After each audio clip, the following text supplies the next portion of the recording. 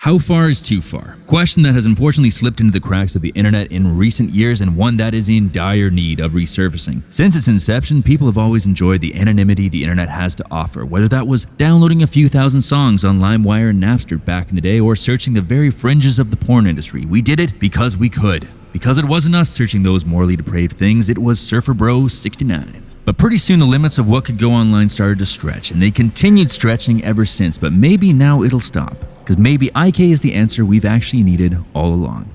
I'm Ben Robinson, and here's what we know.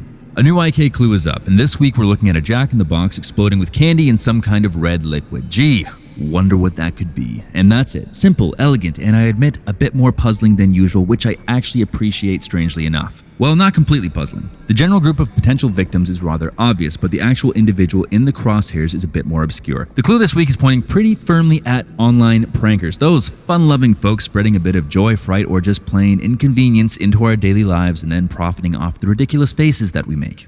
But what happens when it stops being funny? When a prank stops being a prank and becomes either insane or just a straight-up shitty thing to do? Well, fear not, the answer has been provided to us in more than one form, which is leading to my current dilemma of who could it be. Now, everyone has off days, even Lady Death herself, and I think IK would be good enough to know the difference between the prankers who genuinely try to get a laugh but sometimes miss the mark versus the ones who go looking for trouble or at the very least are looking to hurt and inspire some mayhem. So with that assumption in mind, we will call this subgroup of wankers the shit disturbers. So, who do we have in the running today? Well, based off of the clue, which I admit is not a lot to go on, we have a Jack-in-the-Box equaling a pranker and an explosion of some kind. Well, just about everyone who made my shit list has used or continues to use some kind of explosion in their work. So let's take a look at this rogues gallery.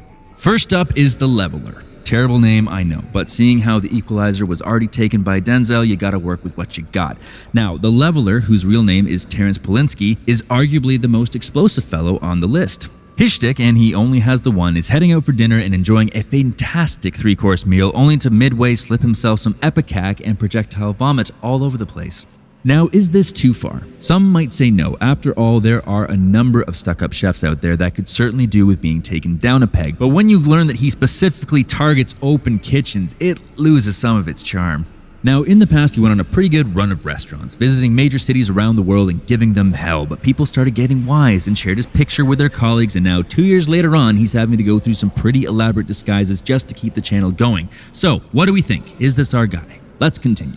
Jokestrap Inc. is our next potential on the chopping block, and out of everyone on this list, his is the most dangerous prank I've seen in a while. You see, Jokestrap has a habit of messing with people on their big days, especially sports. Now, he started off by doing some harmless streaking back in the day, but as his views began to drop off, which they inevitably do, he started getting a little more involved at the backstage of these events. Most notably at a strongman competition, where he snuck backstage and rigged the weights to be on the heavier side. Now, normally this wouldn't bear much thought. They're strongmen after all, they can take it, but when you're up there and you're going for a world record, and rather than lifting your personal best, you're now trying to lift 25 to 50 pounds over that, you end up with some nasty results. See, lifters fall into 3 categories. First, there are the pukers, no epicac required. We've all seen it, good for a laugh every now and then. Second, there are those guys that lose control the other way and soil themselves. And third, we have the bleeders, the guys who go for broke and give it their all, and for these sad bastards, the results are a little more severe. Blown blood vessels in the eyes, nose, hernias, nearly all requiring a hospital trip. And this is why Jokestrap Inc. makes the list, because you'd think that after doing this once and sending a few folks to the emergency room, he'd stop, but no, he just kept right on chugging, racking up a hit list of professional athletes. Last on the list, and this guy barely, and I mean barely, falls into the pranker category, as his work, if you can call it that, is akin to public mayhem. Honestly, it's a miracle he hasn't been shot by a security guard or a cop yet. His name is Paprax, and he is known for pranks that involve guns and public spaces.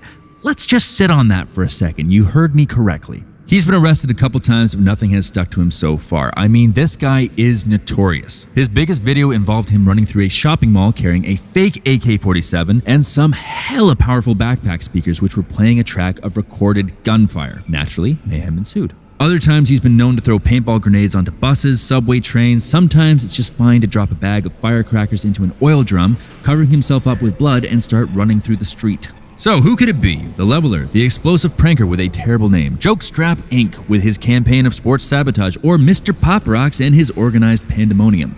I honestly don't know this time, guys. I'm leaning on Pop Rocks pretty hard, but I still think that Jokestrap is the better bet. Let me know what you think and maybe ask yourself, what would IK do? That's all I've got, guys. Good night.